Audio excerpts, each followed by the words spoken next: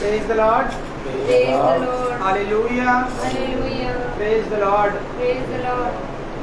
आज का दिन हमारा एक खुशी का दिन है और हम सब खुशी से इसलिए झूम रहे हैं कि खुदा की वर्शिप आज मेरे घर में हो रही है। और एक महीना पहले जून में हम लोग छुट्टी में गए थे, हमारे घर पे नहीं हुई थी, और इस महीने खुदा ने हमें आशीष दी और हम सबका मन आनंदित है कि हम खुदा की वर्शिप हमारे घर में होने पाई। तो इसके लिए हम खुदा का धन्यवाद देंगे और खुदी की स्तुति और आराधना और उसकी महिमा आनंद के साथ करेंगे। तो आइए हम सब दुआ में जाएंगे, फिर गीतों में जाएंगे और उसके बाद हम वचन में जाएंगे। धन्यवाद धन्यवाद धन्यवाद।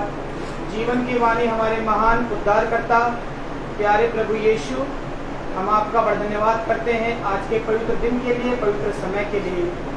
खुदावन यीशु, हम सब यहाँ पर एकत्रित हुए हैं आपकी आराधना, आपकी महिमा और आपकी प्रशंसा करने के लिए। खुदावन यीशु, जो भी अपने भंडार से जो भी चीज प्रभु खुदावन यीशु आपने आज हमारे यहाँ पर अपने चरवाहों को भेजा है खुदावन यीशु, कि वो हमें आपके द्वारा वचन को, बीज को यहाँ पर बोने पाए खुदावन यीशु। और वो बीज वो हम सब यहाँ पर जो लेने के लिए इकट्ठा हुए हैं, आनंदित मन से उसको ग्रहण करने के योग्य हो सके खुदावन यीशु। जो YouTube और Facebook से देख रहे हैं वो सब भी आनंद के साथ, महिमा के साथ खुदा की स्तुति और महिमा करेंगे और इस वचन को सुनकर आनंदित होकर उस वचन को अपने तक नहीं बल्कि औरों तक लेकर जाएंगे, अपने परिवार तक बताएंगे। हम धन्यवाद देते हैं खुदावन यीशु को कि उन्होंने हमें सही सलामत संभाल के रखा, ये सांसें दी, हमारी आत्मा को सही सलामत रखा।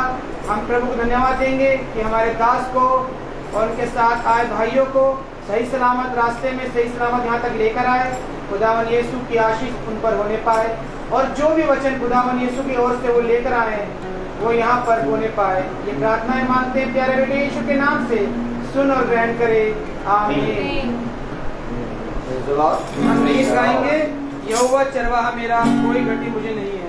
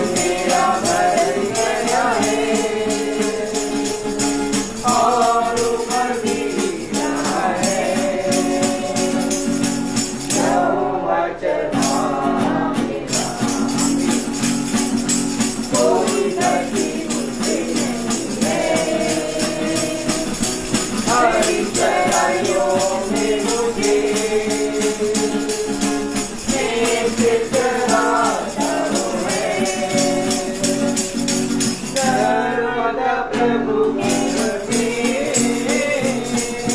करुणा निवास करुणा मलाई आनंद मुझे करनी है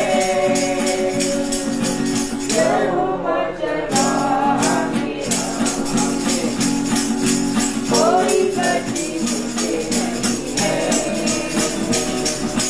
हरि चरणों में मुझे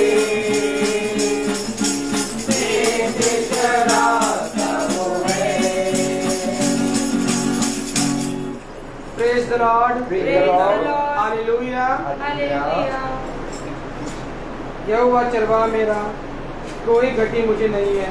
और सच बात है, हम लोग खुदा के पास आए इसीलिए है कि हमें कोई घटी नहीं होती है। और ये अभी से नहीं, जब से हमने खुदा को जाना है, जब से खुदा ने दास को भेजा है और जब से दास ने हमें वचन में ले जाकर उन बातों को बताया है कि चलना कैसे है, खुदा के मार्ग पर चलना कैसे है, तब से हमारी सारी घटी, कमी, दुख, मुसीबत सब खुदा ने अपने हाथ में ले लिया और हमें आनंदित रखा है कि हम खुदा के वचन को सुने और अपने आसपास के लोगों को ही बताएं। तो आइए अब हम वचन में जाएंगे। खुदा के वचन को आदर और महिमा देने के लिए हम सब अपने स्थान पर खड़े हो जाएंगे।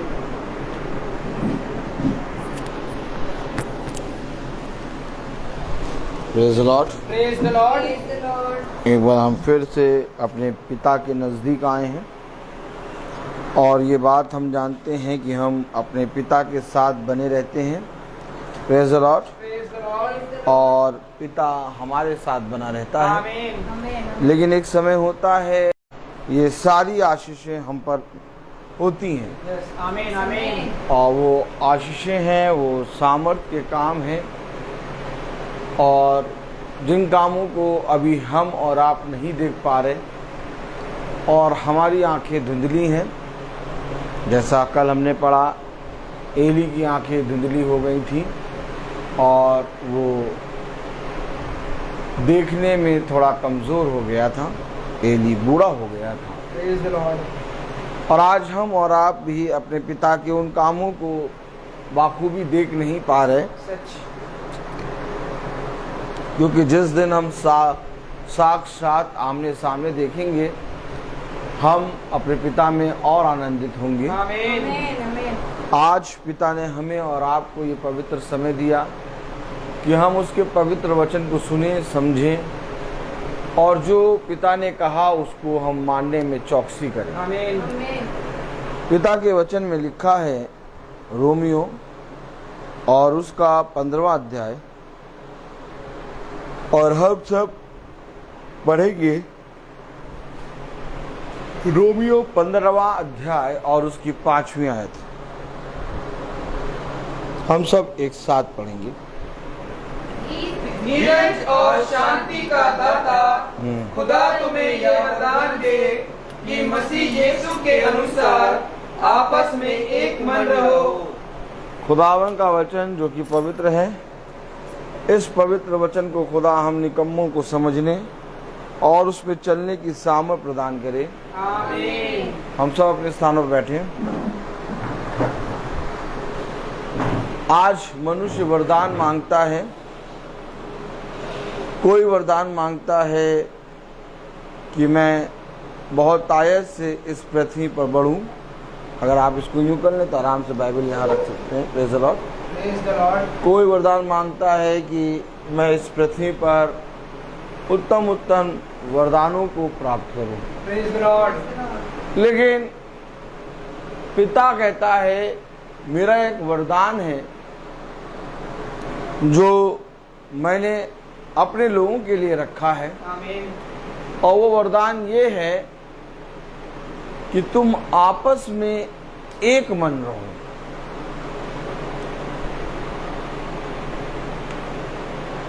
और अगर हम बहुत ध्यान से देखें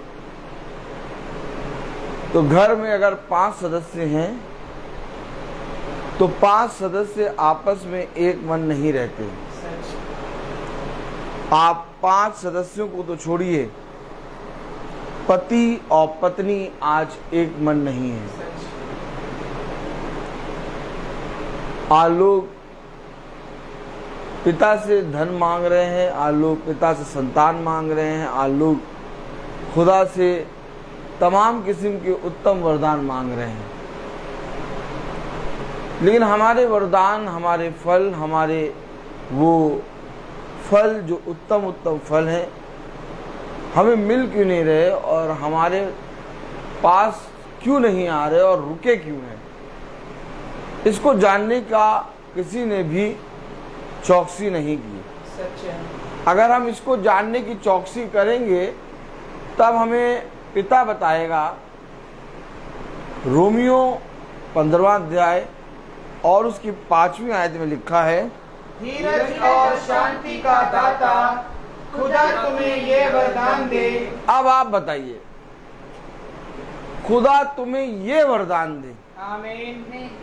जो तुम्हारे लिए सबसे उत्तम है।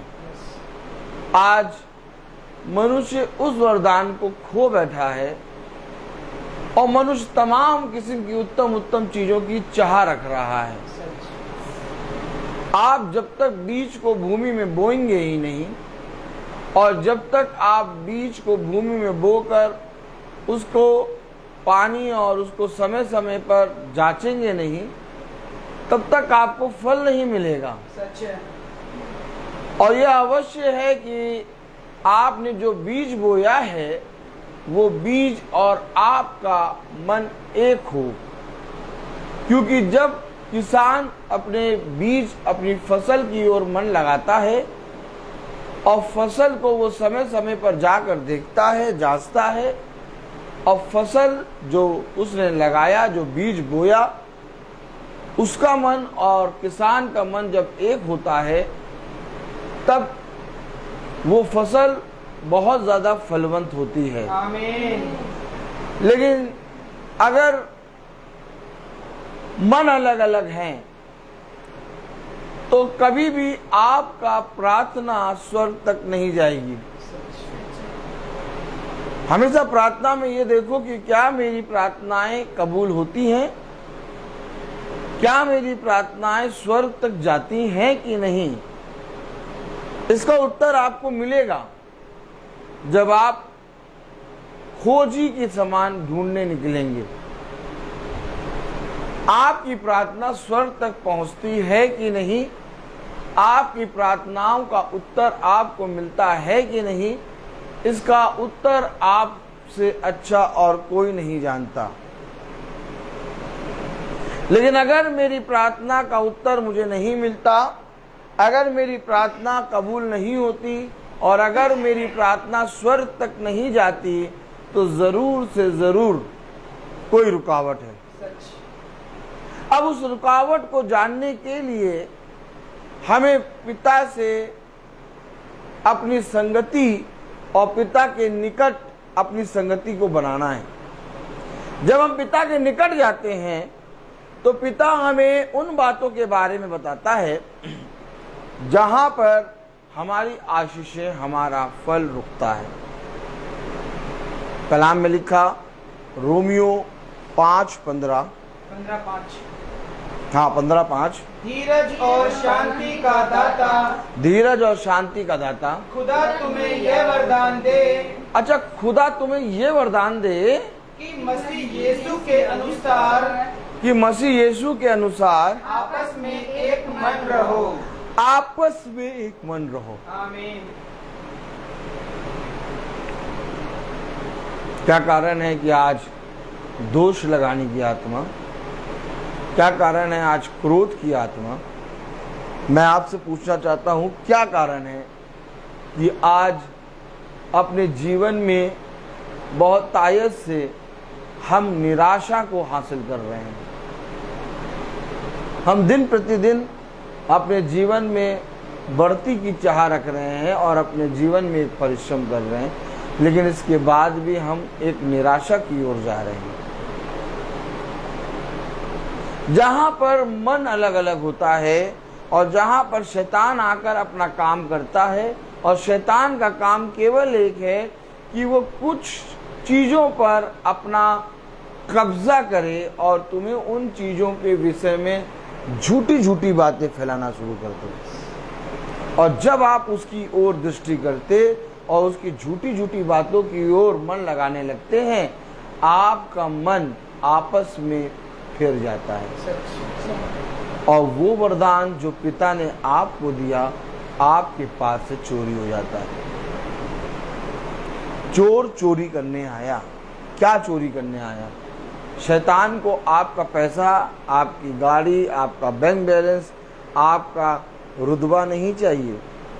शैतान को केवल एक चीज चाहिए कि शैतान आपको खुदा की संगति से दूर करे, और वो आपको खुदा की प्रेजेंस से दूर करना चाहता है। उसके लिए वो आपको धन की लालच दे सकता है, उसके लिए वो आपको रोग दे सकता है, उसके लिए वो आपको विपत्ति और कलेश और शोक दे सकता है। बहुत सी चीजों के कारण आपका मन विचलित हो सकता है। लेकिन जब हम वचन में प्रतिदिन सुनते और प्रतिदिन चलते हैं तो पिता ने कहा ये वरदान है। वरदान क्या है? वरदान क्या है? वरदान ये है कि तुम मसीह यीशु में आपस में एक मन रहो। अब मैं आपसे पूछूं, जाइए और जाकर जांचिए और ढूंढिए, क्या कहीं पर कोई मसीह यीशु में आपस में एक मन है?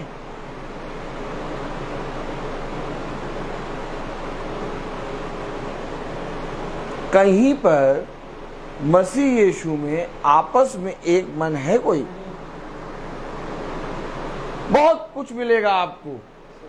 कोई प्रार्थना कर रहा है, कोई उसाते हैं भेंट चढ़ा रहा है, कोई अपने जीवन में संघर्ष कर रहा है, कोई अपने जीवन में पिता को, प्रभु को प्यार कर रहा है, कोई पिता के वचन को सुन रहा है, कोई वचन को पढ़ रहा है, लेकिन आपस में एक मन नहीं है। ये आपस में एक मन क्यों नहीं है? बताइए, ये आपस में एक मन क्यों नहीं? देखिए, पढ़ें जरा, प्रेज़ द लॉर्ड, रोमियो 15वां अध्याय और उसकी 5वीं आयत। धीरज और शांति का दाता, धीरज और शांति का दाता खुदा तुम्हें ये वरदान दे, खुदा तुम्हें ये वरदान दे कि मसीह यीशु के अनुसार, कि मसीह यीशु के अनुसार आपस में एक मन रहो। आपस में एक मन रहो। आपस में एक मन रहने के लिए पिता हमसे क्यों कह रहा है? आखिर क्या कारण है कि पिता हमसे कह रहा है आपस में एक मन रहो? आइए पढ़ें पहला पत्रस उसका 3रा अध्याय और उसकी 7वीं आयत। आपस में एक मन रहो। क्यों? पति पत्नी को बहुत प्यार करता है, पत्नी पति को बहुत प्यार करती है, लेकिन प्यार करने के बावजूद आपस में एक मन नहीं है। हेलो, पहला पत्रस उसका 3रा अध्याय और उसकी 7वीं आयत पढ़ें। क्यों खुदा कह रहा कि ये मसीह की ओर से एक वरदान है कि तुम मसीह यीशु में आपस में एक मन रहो। सबसे पहले, इससे पहले कि कलीसिया एक मन हो, अब इधर देखिए, इससे पहले कि कलीसिया एक मन हो, इससे पहले कि चरवाहा और कलीसिया एक मन हो, पहले पति और पत्नी को एक मन होना चाहिए। सच है। अगर पति और पत्नी एक मन नहीं है तो वे सच्ची कलीसिया नहीं बन सकते हैं। उनका याजक चाहे जितना बड़ा सामर्थ्य या पवित्र आत्मा का वरदान पाया हो, वो कभी भी पति पत्नी जो एक मन नहीं है, उन्हें खुदा की ओर से कोई वरदान नहीं दे सकता। आप हमेशा याद रखिए, खुदा की ओर से आपको वरदान और फल तब मिलता है जब आप एक मन हो। अगर आप एक मन नहीं हैं तो वो वरदान, वो फल, वो प्रार्थना रुक जाती है। लिखा है वचन में, बच्चा सो रहा है, प्रेज़ द लॉर्ड, प्रार्थना रुक जाती है। देखिए जरा, पढ़ें। वैसे ही हे पतियों, वैसे ही हे पतियों, तुम भी बुद्धिमानी से पत्नियों के साथ, तुम भी बुद्धिमानी से पत्नियों के साथ जीवन निर्वाह करो, जीवन निर्वाह करो, और स्त्री को निर्बल पात्र जानकर, और स्त्री को निर्बल पात्र जानकर उसका आदर करो। आप आदर कब करेंगे? आप किसी मनुष्य की कब सुनेंगे? आप किसी मनुष्य का आदर करने आदर जब करते हैं तो आप उसकी बातों को सुनते हैं, आप उसकी बातों को मानते हैं। आमीन है। आमीन। आप किसी व्यक्ति का आदर जब करते हैं तो आप उसकी बातों को मानते हैं, यस, आमीन है। आप उसको कुछ सोच समझकर उसकी बातों को सुनते हैं। Praise the Lord। Praise the मैं Lord। यहाँ क्यों आया? प्रार्थना के लिए आप किसी को भी बुला लेते हैं, सच। आप अपने घर में महीने में किसी को भी बुला के प्रार्थना करा लेते हैं। आपने ब्रदर रोहित को क्यों बुलाया? क्योंकि आपके मन में, जहन में कहीं ना कहीं है कि नहीं, भाई खुदा के वचन से बताएगा और हम और भाई और खुदा एक मन होंगे। आमीन। आप जब किसी का आदर करते हैं तो आप उसकी सुनते हैं। यस। तो यहाँ पर लिखा है, वैसे ही पतियों अपनी पत्नी को निर्बल पात्र जानकर उसका आदर करो, यह समझकर कि हम दोनों जीवन के वरदान के वारिस हैं। अब यहाँ पर भी वरदान आया। आमीन। वहाँ एक वरदान है कि हम सब मसीह में एक मन रहें, यस, आमीन। और यहाँ पर आया कि इसलिए कि हम दोनों जीवन के वरदान के वारिस। अगर आपने एक वरदान खोया, आपके बहुत से वरदान छूटते चले जाएंगे। सच है। धनी व्यक्ति से प्रभु कहता है कि सच में तू सब बातों में सही है, लेकिन एक बात में घटी है। कितनी बातों में घटी थी? एक बात। अब उस एक बात की घटी ये थी कि वो बहुत धनवान था। अब उसके पास एक बात की घटी थी। अब उस एक वरदान, जो एक बात की घटी थी, उस घटी के कारण उसने एक वरदान को खोया, और उस एक वरदान को खोने के कारण उसने अनंत जीवन खो दिया। सच है। भैया एक बात की घटी थी, चलो उसको मार कूट के अनंत जीवन ले जाते आमीन। हैं। अरे चलो एक बात मान लेते कि उसके अंदर एक बात की घटी थी, केवल एक ही बात की तो घटी थी, उसको कोई ताड़ना, कोई विपत्ति दे देते, स्वर्ग राज तो ले जाते, अनंत जीवन तो ले जाते। लेकिन पिता ने कहा तुझमें एक बात की घटी है, और इस घटी के कारण वो अनंत जीवन के योग्य ना ठहरा। अगर आज पिता ने लिखा कि तुम जीवन के वरदान के, क्या लिखा है? यह समझकर कि हम दोनों जीवन के वरदान के वारिस हैं। अगर हम जीवन के वरदान के वारिस हैं, और ये वरदान है कि हम जीवन के वारिस हैं। आमीन। आमीन। यानी जीवन का वरदान, यानी अनंत जीवन। अब ये वरदान हमें तब मिले जब पति और पत्नी एक दूसरे का आदर करें, आमीन। पति पत्नी एक मन हो। खुदा ने कहा मसीह में तुम एक मन रहो, ये मसीह की ओर से वरदान है। आमीन। अब जब तुम इस वरदान को खो दोगे तो मुझे आप में से कोई व्यक्ति बताइए, क्या हम जीवन के वरदान को नहीं खो देंगे? सच है। हमें क्या करना है? देखिए, जहां पर पति और पत्नी एक मन होते हैं, वहां पर एक सच्ची कलीसिया स्थापित होती है। आमीन। और जहां पर एक सच्ची कलीसिया स्थापित होती है, उस घर का चरवाहा यहोवा बन जाता है। आमीन। लेकिन पति पत्नी के एक मन ना होने के कारण कलीसिया झूठी हो जाती है, यस। और जब कलीसिया झूठी होती है तब मेरे प्यारे भाई बहनों उस घर का वारिस शैतान बन जाता है। सच है। अगर आप जीवन के वरदान के वारिस होना चाहते हैं तो इससे पहले कि आप जीवन के वरदान के वारिस हो, आप एक मन हो। आमीन। क्योंकि उसने कहा स्त्री को निर्बल पात्र जानकर उसका आदर कर, एक दूसरे को सह लो, एक दूसरे की समझो, एक दूसरे का आदर करो। स्त्री को निर्बल पात्र जानकर उसका आदर करो, ताकि तुम जीवन के वरदान के वारिस हो। आगे बढ़े। जिससे तुम्हारी प्रार्थनाएं रुक ना जाए। रुक जाती हैं। मैंने क्या कहा? प्रार्थनाएं रुक जाती है। कहता तुम प्रार्थना तो करते हो परंतु मन से नहीं करते। तुम्हारा मन कहीं और है।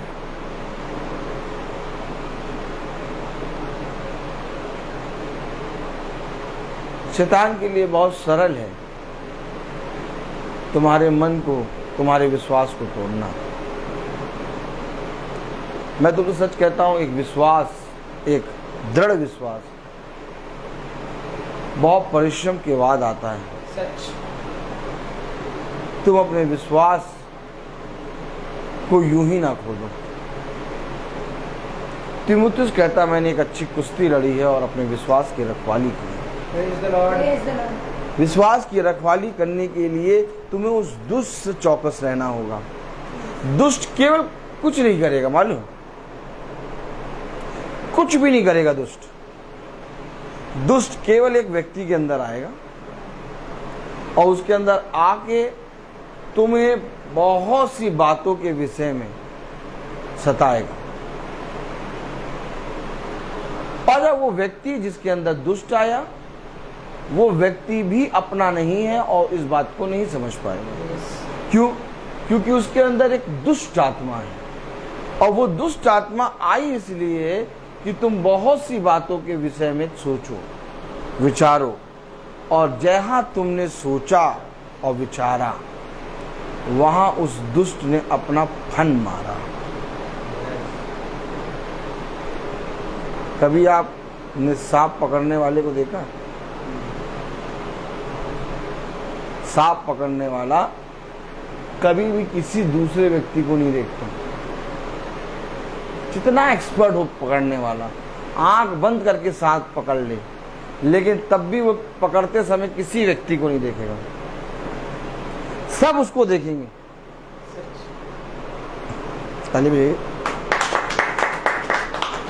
सब के सब उसको देखेंगे, लेकिन जो सांप पकड़ रहा होगा वो किसी को नहीं देखेगा।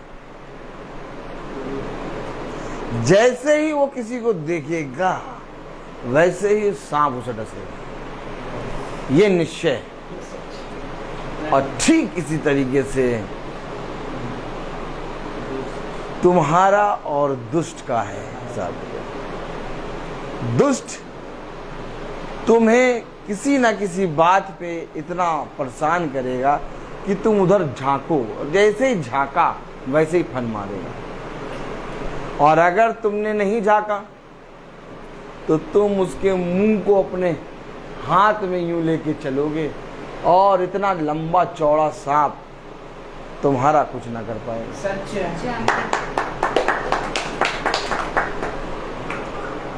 क्या है तरीका, क्या है दुष्ट का? धर्मी मनुष्य को धर्म के मार्ग से अलग करना, बस।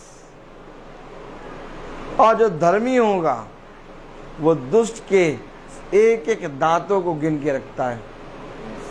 अच्छा, गिन के क्यों रखता है? क्योंकि गोटी खेलनी है। क्या करना है? गोटी खेलनी। एक एक दांतों को तोड़ के गोटी खेलना है। आप याद करिए वो समय बचपने में आपके पैंट या तो आपके नेकर की जेब में कंचे कितने होते थे आपको मालूम होते थे, और आपके पास 5 और 6 कंचे हैं, आप बार बार यूं हाथ डाल के गिनते थे। सच। ठीक इसी तरीके से दुष्ट के दांत आज खुदा की आत्मा में हम गिनते हैं। हमें पिता ने बता दिया है कि तू जो काम कर रहा है सब के सब तुझे देखेंगे, लेकिन तू किसी को ना देखना। सच है। आमीन। तू बस चुपचाप अपने पिता का बखान करना, अपने पिता के कामों में मग्न रहना और उसके वचन में लगे रहना।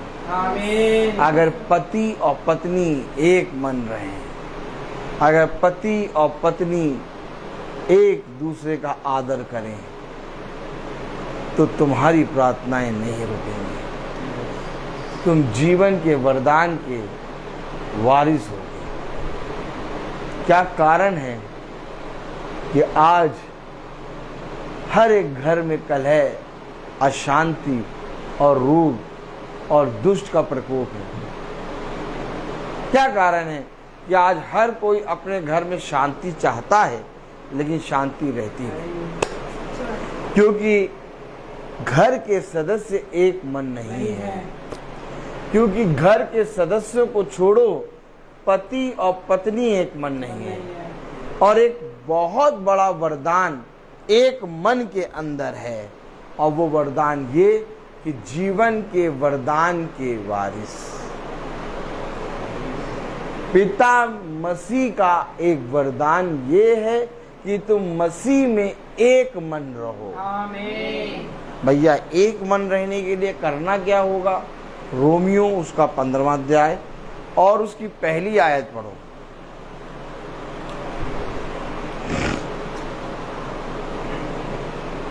अतः हम बलवानों को चाहिए कि निर्बलों की निर्बलताओं को सहे। कौन निर्बल? कौन निर्बल? वही जिसके अंदर दुष्ट आत्मा आई, निर्बल है वो कुछ नहीं कर सकता। हेलो, आमीन। बहुत लंबा चौड़ा दिखेगा, यस। कहीं का अधिकारी दिखेगा, कहीं का अधिपति दिखेगा, लेकिन कर कुछ नहीं पाएगा। सच है। बाइबल में बलवान और निर्बल दो शब्द हैं, और बलवान किसको कह रहा मालूम? वो जो वरदान को अपने जीवन में रख के चलते हैं। आमीन। बलवान वे हैं जिनका विश्वास एक मन है। आमीन। पिता हमें और आपको बलवान कह रहा है, आमीन है। और हमारी दृष्टि में जो हमें बलवान दिख रहे हैं उन्हें निर्बल कह रहा है। देखिए, पिता का देखना और हमारा देखना पर हमारी दृष्टि में हम सामने के मनुष्य को देखकर कि वो तो बहुत बड़ा अधिपति है, वो तो बहुत बड़ा कर्नल है, वो तो बहुत बड़ा रैंक है या बहुत बड़ा पहुंच है उसकी, हम उसके सामने कुछ नहीं, डर जाते हैं और हम उसकी बातों में हो लेते हैं। इस तरह से हम अपने वरदानों को खो देते हैं।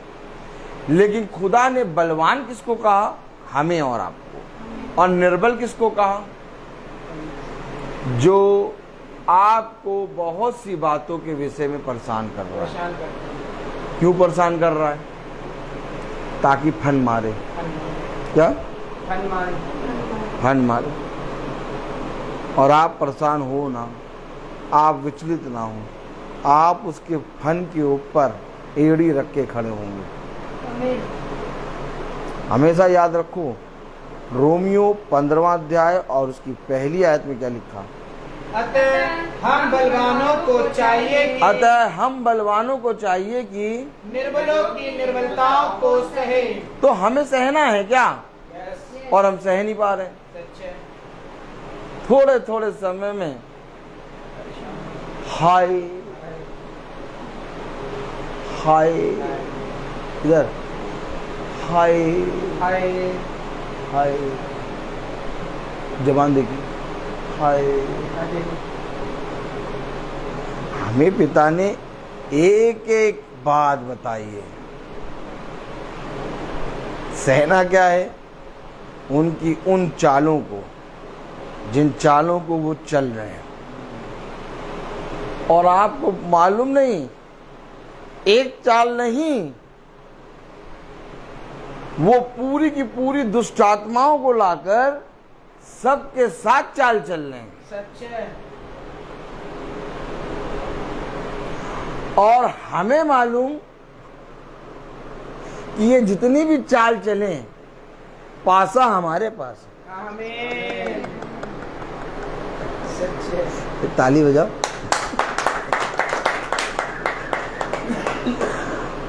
पासा जिसके पास होता, चाल उसकी होती। शैतान के पास बीज नहीं है। शैतान के पास धनुष है, बाण नहीं है। शैतान के पास तुम्हें नाश करने की सामर्थ नहीं है। मेरे पिता के पास सब कुछ है। आमीन। इसलिए मेरे पिता ने कहा हम बलवानों को चाहिए कि इन निर्बलों की सह लो। तो क्या ये इन निर्बलों की निर्बलताओं को सह लो? तो क्या ये निर्बल जो हैं, शैतान हमें इन निर्बलों को बलवान दिखाता है? अगर आप वचन जानते, आप सेकंडों में भाप लेते ये आत्मा कौन सी है। सच सच। इस आत्मा का नाम है दुष्ट, दुष्ट। और इसका काम है हत्या करना। सच है। आप जब इसकी सह लेंगे, आमीन है ना, आमीन। आप जब इसकी सह लेंगे तो पिता इसके फन को कुचलेगा। आमीन। आमीन। लेकिन अगर आप सहेंगे नहीं, आप इधर उधर ताकने लगेंगे, देखने लगेंगे, तुरंत ये फन मार देगा। सांप चाहे जितनी भी फुसफुसाए, चाहे जितनी भी फुर्ती दिखाए, एक सांप पकड़ने वाला उसको सहता है, सच है। सच है। परेशान करता है। सांप बहुत परेशान करता है। ए इधर गया, उधर गया, यूं करा, ये करा, ये करा, ये करा। लेकिन पकड़ने वाले को ये मालूम होता है कि ये चाहे कुछ भी करे, मैं इससे बलवान हूं, इसके मुंह को पकड़ लूंगा। यस। एक समय है जब उसका मुंह तुम्हारी एड़ी के नीचे आएगा, आएगा। और जब तक वो समय ना आए कि उसका मुंह तुम्हारी एड़ी के नीचे आए, तुम्हें सहना पड़ेगा, तुम्हें। सहना। अरे भैया हम बलवान हैं, हम क्यों सहें? नहीं तो है बात से कि नहीं? अगर हम बलवान हैं, आप बताइए, कोई बलवान किसी निर्बल की सहता है? नहीं। नहीं सहता। तुरंत मार के हट जाता है, बाहर बढ़ जाता है, अरे छोड़ो हटाओ। लेकिन मेरे पिता ने हमें सिखाया है, यीशु मसीह कितना बलवान था, बलवान है, लेकिन उस बलवान होने के कारण भी उसने निर्बलों की सही। क्यों सही? ताकि इन निर्बल लोगों के मनों को फेरे। आमीन। आमीन। उनके अंदर जो आत्मा आई है, हमारा युद्ध उससे है, और उस आत्मा को हम बहुत अच्छी तरीके से जानते हैं। अच्छा, हम जानते क्यों हैं उन आत्माओं को बड़े अच्छे से? क्योंकि रोज हम अपनी पैंट में, जेब में उनके दांतों को गिनते हैं, और क्या खेलने के लिए? गोटी खेलने। हम जानते हैं, और हम ये भी जानते हैं कि आगे वो क्या स्टेप लेगा, और इससे पहले कि वो आगे कोई स्टेप ले, पिता ने उसके फन को हमारी एड़ी के नीचे कुचल दिया। दे दिया। कह रहा कुचल दो, तुम बलवान हो। कह रहा एक मन रहो ताकि तुम्हारे वरदान रुक ना जाए। इससे पहले कि तुम प्रार्थना करो, इससे पहले कि तुम पवित्र वचन सुनो, इससे पहले कि तुम वचन पे कान लगाओ, तुम सब मसीह में एक मन हो, और ये विश्वास करो कि संसार में तुम्हें हराने वाला कोई नहीं। Praise the Lord. Praise the Lord. हमेशा याद रखना, अगर तुम वरदानों को जानोगे, अगर तुम अपने पिता के भय को मानोगे, और अगर तुम अपने पिता के वचन पर मन लगाओगे, मैं आपसे कहता हूं, इस पृथ्वी पर कोई आपको छू नहीं सकता। आमीन। आपके घर में अंधकार आएगा, लेकिन इस अंधकार को आप खुदा की आत्मा में अपनी एड़ी के नीचे कुचल के खड़े हो जाएंगे, क्योंकि आप और मुझको खुदा ने अपनी आत्मा में कहा बलवान। पढ़ें जरा क्या लिखा है, 15वां अध्याय उसकी पहली आयत। अतः हम बलवानों को चाहिए कि अतः हम बलवानों को चाहिए कि निर्बलों की निर्बलताओं को सहे। ये जितने भी संसार में जने हैं जो यीशु मसीह को नहीं जानते, वे सब निर्बल निर्बल है। सच। निर्बल। यीशु मसीह का नाम लेना बल प्राप्त करना नहीं है। नहीं है। ना बाइबल पढ़ने से आपको बल प्राप्त होगा, यीशु मसीह को जानने से आप बलवंत होंगे। आमीन। वे यीशु मसीह का नाम लेते हैं, वे यीशु मसीह के नाम से प्रार्थना भी करते हैं, लेकिन उसको जानते नहीं। नहीं है। इसलिए उनके अंदर दुष्ट समाया रहता है और उनकी आंखें जैसे मदिरा, क्या मदिरा। मदिरा देखा, मदिरा, उनकी आंखें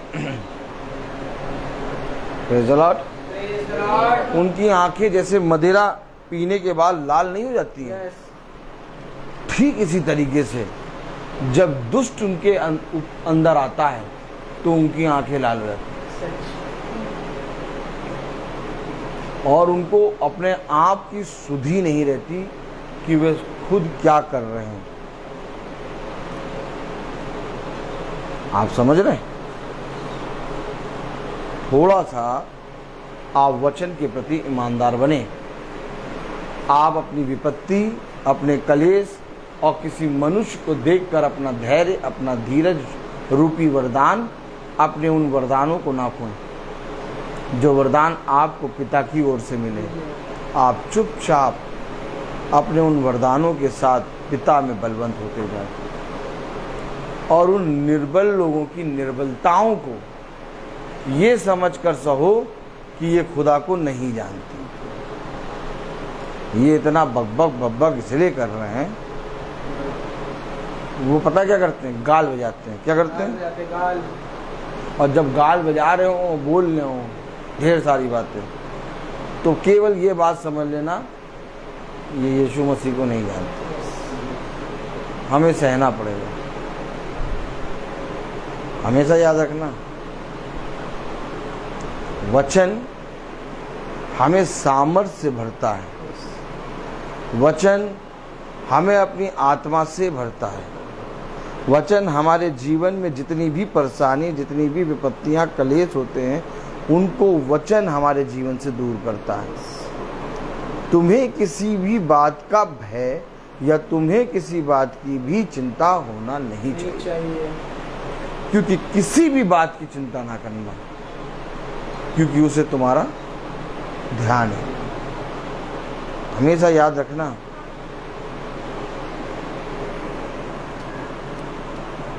Praise the Lord।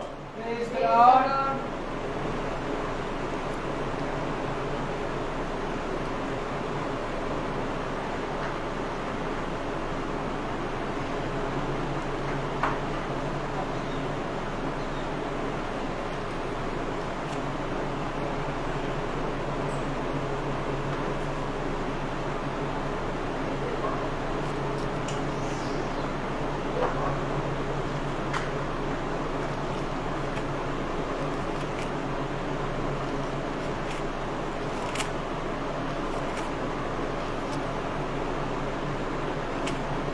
Praise the Lord।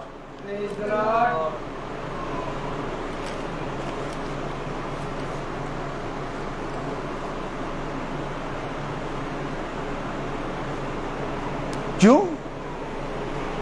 क्यों हम किसी भी बात की चिंता ना करें? निकालो इब्रानियों उसका 2 अध्याय,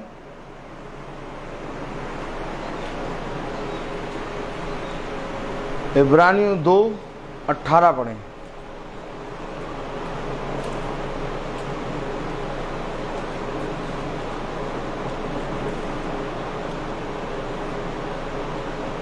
और आगे 2:18।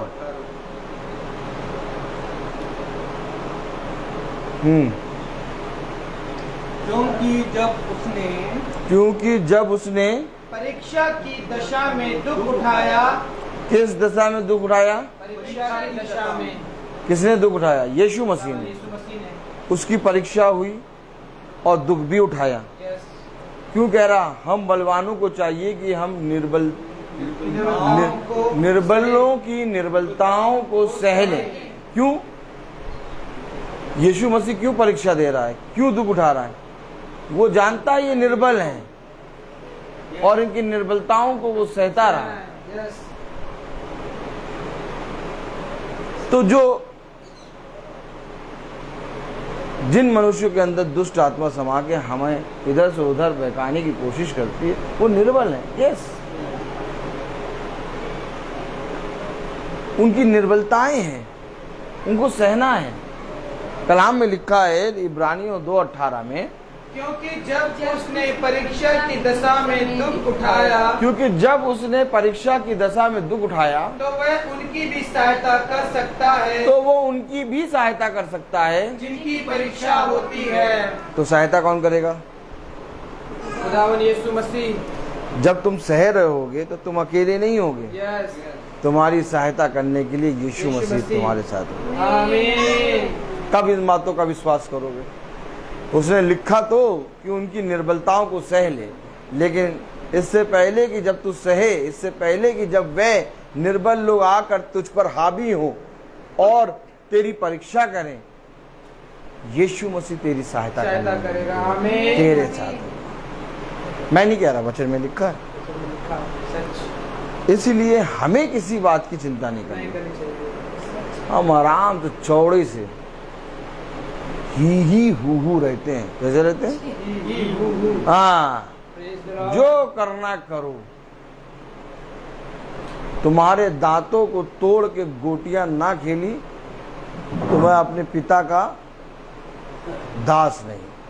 आमीन। क्योंकि इससे पहले कि तुम्हारे दांत लगे, मेरे पिता ने मुझे बताया, बेटा इनकी गोटियां खेलना है तुझी।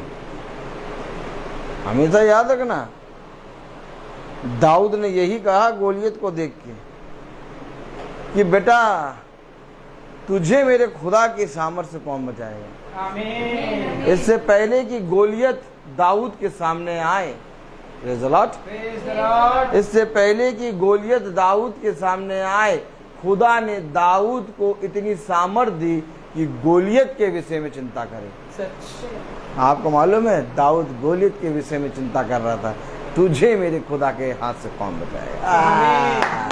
ये मेरा खुदा का वचन है। मैं यूं ही दिवालिया या पागल नहीं रहता। बड़े से बड़ा अधिकारी, अधिपति सामने आके खड़ा हो जाए और हम मुस्कुराएंगे। कैसे मुस्कुराएंगे। मुस्कुराएंगे और मुस्कुरा के कहेंगे और सब बढ़िया है। हाँ? क्या सब बढ़िया है। बढ़िया है। आपको मालूम, खुदा जो पूरी सृष्टि को चलाता है, अगर तुम उसके दास हो, अगर तुम उसको जानते हो, अगर तुम उसका भय मानते हो, तुम्हें इस पृथ्वी पर अपने पिता के सिवाय और किसी से नहीं डरना है। आमीन। अपने पिता के सिवाय और किसी का भय नहीं मानना है। मेरा पिता मुझे सब बातों में बुद्धि और समझ में बढ़ाता है। इससे पहले कि उन निर्बल लोगों की निर्बलताओं को हम सहें, मेरे पिता ने उस सहने की सामर्थ्य दी है। मेरे पिता ने कहा कि उस समय जब तू परीक्षा का समय होगा, यीशु मसीह तेरे साथ होगा। भय ना खाना, संदेह ना करना, संपूर्ण मन से अपने खुदावन यहोवा पे भरोसा रखना। वही सब कुछ करने वाला है। उसने उनके सामने तुझे इसलिए रखा कि वे सच्चे यीशु मसीह के दास को जान जाएं। वे देख लें कि यीशु मसीह है कौन। भाई, यीशु मसीह लोगों के बीच में अपनी सामर्थ कैसे दिखाएगा? फिरौन के सामने अगर मूसा नहीं होता तो खुदावन कैसे अपनी सामर्थ दिखाता? खुदा ने फिरौन के सामने मूसा को रखा और मूसा के अंदर से अपनी सामर्थ को प्रकट किया। तब फिरौन ने जाना कि इजराइलियों का कोई खुदा है। आमीन। अगर मूसा को फिरौन की सहायता नहीं, अगर मूसा फिरौन की सह कर वहाँ बना ना रहता, कहता नहीं यार फिरौन मार देगा, फिरौन सुन ही नहीं रहा है, हम नहीं अब फिरौन के पास जाएंगे, तो कभी खुदा का नाम फिरौन के सामने प्रकट नहीं होता। लेकिन खुदा का नाम फिरौन के सामने प्रकट हुआ। और कैसे हुआ? मूसा फिरौन के सामने। ठीक इसी तरीके से आज निर्बल मनुष्यों के सामने खुदा ने तुम्हें मूसा के समान रखा है। आमीन। वो फिरौन है और तुम मूसा हो, और वे तुम्हारे अंदर से तुम्हारे सच्चे खुदा को देख रहे हैं आमीन। और कह रहे हैं बहुत खुदा खुदा करता है। देखते हैं कि इसका खुदा इससे बचाता है कि नहीं। आओ, बोले आओ, हम सारी दुष्ट आत्माएं हम सारी दुष्ट आत्माएं इसके ऊपर कूदे। इसके ऊपर कूदे। तो मेरे पिता ने कहा जितनी कूदेंगी सब शेर उन्हें चबा डालेगा और पिता उन्हें भस्म कर देगा, तुझे कुछ ना हो। आमीन। आमीन। उनके सारे काम वो जो बंद कोठरियों में करेंगे तेरे विरोध, पिता तुझे पहले बताएगा और पिता तेरे अंदर से अपनी सामर्थ्य प्रकट करके तुझे पूछ नहीं सर बनाएगा। आमीन। बनाने वाला तो पिता है। पिता ने कहा मैं तुझे पूछ नहीं सर बनाऊंगा। अब आप मुझे बताइए, अगर पिता ने कहा मैं तुझे पूछ नहीं सर बनाऊंगा, तो शैतान लाख कोशिश कर ले कि ये पूछ बने, मैं तो सर हूँ भैया। आमीन। बस समय है, एक आएगा और तुम पता चल जाएगा। ये मेरे पिता ने मुझे सारी बातों के बारे में पहले से बताया। यही कारण है कि मैं हमेशा आनंदित रहता। आमीन। यही कारण है कि मैं किसी भी बात की चिंता नहीं करता। मनुष्य आता है और मुझे चिंता और मुझे वो देता है क्या कि अब ये सोचेगा, अब ये रोएगा, अब ये बिलकेगा, अब ये सोच। लेकिन भैया मैं तो जैसे लाल लाल गाजर, क्या लाल लाल लाल लाल गाजर धो के हल्का हल्का काट के बढ़िया पैंट की जेब में डाल के चबाते हैं, वैसे उनकी बातों को मैं रोज चबाता हूँ। प्रेज द और लॉर्ड। चबाते समय इतना मजा आता है। लाल गाजर सोचिए खाते कैसे कट कट करती है, कट कट कर टूटती है। उनकी बातें भी मैं ऐसे ही चबाता हूँ, praise the Lord. Praise the Lord. क्योंकि मुझे मालूम है तुम्हारी बातें हवा और भाप है, प्रेज द लॉर्ड। जो आज है कल नहीं है, कल भी। हवा हवाई हवा हवाई। हमें क्या करना है? हमें अपने पिता में आनंदित है। इब्रानियों 2 और उसकी कौन सी आयत? 18वीं आयत में क्या लिखा? क्योंकि जब उसने परीक्षा की दशा में दुख उठाया तब वह उनकी भी सहायता कर सकता है जिनकी परीक्षा होती है। अब आप बताइए, परीक्षा हो रही है आपकी, आप सह रहे हैं, आमीन। सहायता कर रहा है खुदा, Amen. इसलिए चौड़े से आप खड़े। और इससे उत्तम बात नहीं है कि मेरी सहायता मेरा खुदा करता है। किसी की सहायता कोई मनुष्य करता है, किसी की सहायता कोई करता है, लेकिन मेरी सहायता तो खुदा कर रहा है। आमीन। पर्वतों को देखूंगा मैं, कौन है मददगार मेरा? मेरा मददगार खुदा है। ये अपने खुदा को झुकने ना दो, यस। अपने खुदा को अपने पास से जाने ना दो, बल्कि इस समय अपने खुदा में और दीन हो जाओ, क्योंकि खुदा उस युद्ध को जीत चुका है। तुम्हें बस केवल खड़े रहना है और खड़े रहते हुए अपने पिता के उद्धार के कामों को देखना है। चुप रहो, शांत रहो और अपने पिता के वचन में आनंदित रहो, क्योंकि देखो मैं तुमसे कहता हूँ कि ये युद्ध जीता जा चुका है। आमीन। आमीन। हर बात का, हर चीज़ का एक समय होता है और मैं बोलता बहुत। तो आइए हम प्रार्थना में चलेंगे और मेरा निवेदन है भाई डैनियल से कि वो प्रार्थना में अगुवाई करें। गॉड ब्लेस यू भाई।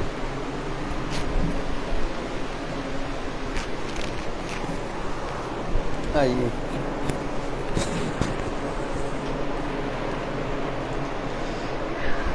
चलिए हम लोग प्रार्थना में चलिए और प्रभु को समर्पित करें, अपने आप को प्रभु में समर्पित करें और उनसे प्रार्थना करें ताकि हमको उनके अपने विचारों को और सब जुबान को और सब कुछ को शुद्ध करके और ताकि हम प्रभु को ही अपने खुदा माने और खुदा के अनुसार आचरण करें। खुदा के आज्ञा के अनुसार जो हम पालन करते हैं, खुदा हम में निवास करता है और खुदा हमें और हम खुदा में निवास करते हैं, क्योंकि खुदा ने अपनी आत्मा हम सबों को दिया है। इसलिए खुदा से को धन्यवाद देते हैं। धन्यवाद खुदा, धन्यवाद, तेरी स्तुति हो, तेरी महिमा हो। हम धन्यवाद देते हैं इस संध्या समय में हम लोगों को हमें यहाँ एकत्रित किया। खुदावन आपने इस महासभा में जो वचन दिया खुदावन, ताकि हम आपका वचन को सेत में ग्रहण कर सके।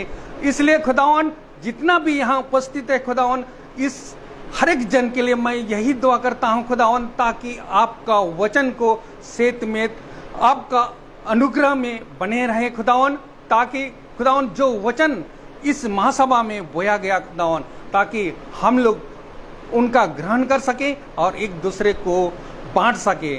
खुदावन आपने कहा कि मेरी शिक्षा आत्मा और जीवन है, आपके ही शब्दों में अनंत जीवन का संदेश है। खुदावन आपने कहा कि मैंने तुम्हें चुना और तुम जाकर अपना फल उत्पन्न करो और तुम्हारा फल बने रहे। खुदावन इस महासभा में जो वचन बोया है हमारे आत्मा के लिए उदार हमारे आत्मा को उदारता प्रदान करता है। इसलिए आपका वचन जीवन और सशक्त है कि हमारे आत्मा के अंतरतम तक पहुंच जाता है। खुदावन मैं धन्यवाद देता हूं इस घरों के लिए। मैं दुआ करता हूं खुदावन, ताकि आप इस घर को आशीषित करें, ताकि आपका वचन में बने रहे खुदावन, ताकि आपका वचन ये बहुमूल्य वचन है जो आपका वचन में ग्रहण करके ये आप अपने हृदय में थमे रखे खुदावन। खुदावन मैं अपने भाई के लिए भी यही दुआ करता हूँ, आशीष उनको दिन प्रतिदिन दीजिए, ताकि वे हम लोगों को आपकी आत्मा में दिन प्रतिदिन घर घर जाकर ये आपका वचन को हम लोगों को बांटते हैं और हम लोग उसका वचन को ग्रहण करके सेत में हम लोग एक दूसरे को बांट सके।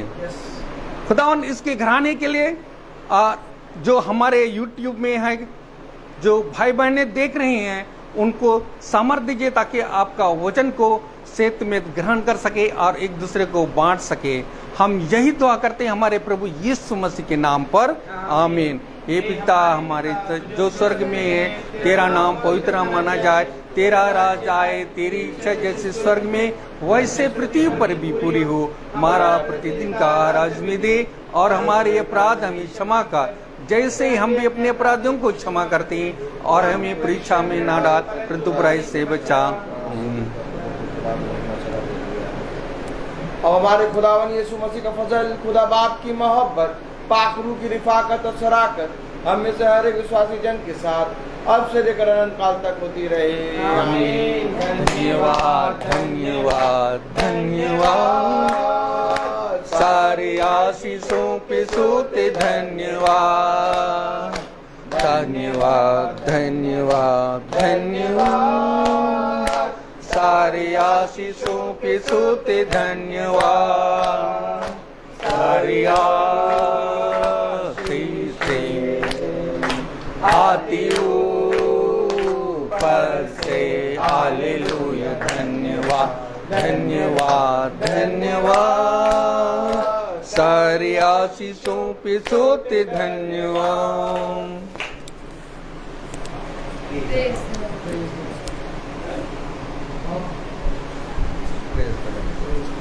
प्रेज द लॉर्ड भाई, praise the Lord, praise the Lord, praise the Lord, praise the Lord, praise the Lord. सभी भाई बहनों को सूचित किया जाता है, praise the Lord sister, praise the Lord. सभी भाई बहनों को सूचित किया जाता है कि कल की प्रार्थना शाम को 5 बजे बहन शीला पीटर आलमबाग में है, जो भाभी की बहन है, भाभी की मम्मी है, उनके यहाँ कल शाम को 5 बजे होगी। Praise the Lord.